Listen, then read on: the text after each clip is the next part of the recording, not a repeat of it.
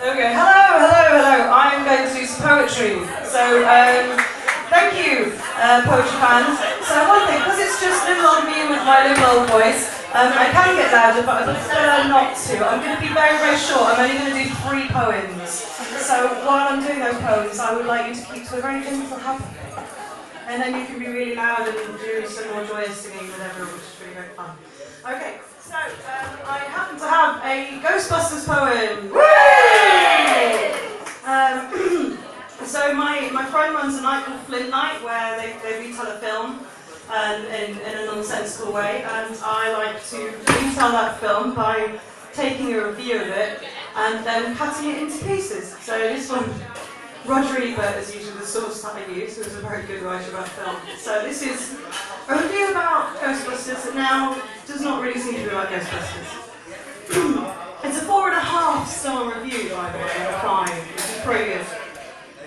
A head-on collision between 2 approaches that have rarely worked together. This time, they do. It's a sly movie in which everybody talks to each other like smart graduate students. An apocalyptic, psychic mindquake, an exception to painstaking detail work. The awesome scale dominated everything else. We couldn't laugh because we were holding our breath. Not this time. We feel they're winging this adventure as they go along. Involves an epidemic of psychic nuisance reports, defrocked parapsychologists whose university experiments have been exposed as pure boondoggle. Notices that the eggs in her kitchen are frying themselves. There is a lot of talk about arcane details of psychic lore. The original fragile vision has survived. It is not a complete vindication, since it's still true, as a general rule, that the more you spend, the fewer laughs you get.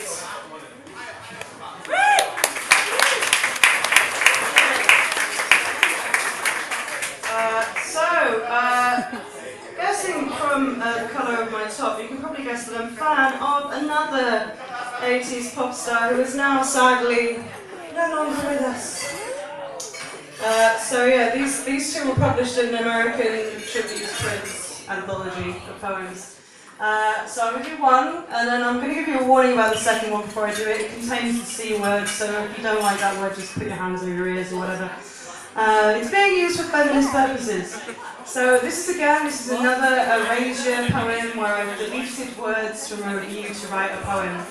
And this is about Sign of the Times. The misfortune of having nostalgia that dogged, where do you go from there? A whole crowd of unknowns. Of course, the disastrous, odd, black and white exercise that seemed to owe something to Fred Astaire. The sweating, sexual pantomime surges forward in orgiastic bliss, added ornaments.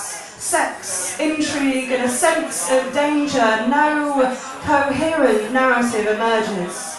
Symbolise a night world of squeeze, shares the stage with the person who literally steals the show, then climbs down. She could flip a coin. He does a good, sound job without finding an answer to the problem of after you have exhausted an answer. This time, the music went further.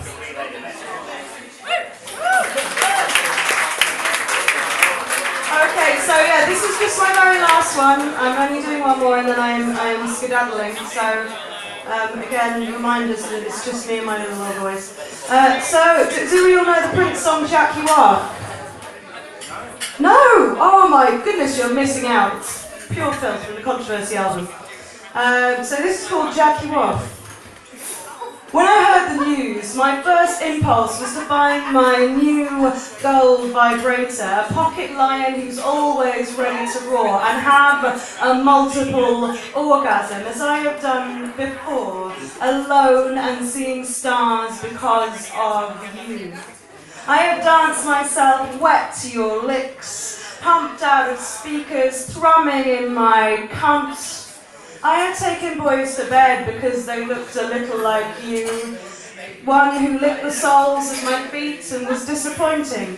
Another who kissed them and played mediocre guitar. Thought I'd drown him in my pleasure, suffocate him with my thighs. None of them could dance as well as you.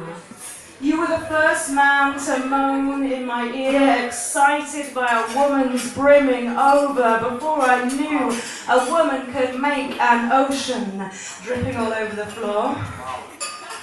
Your women were always wet and sated.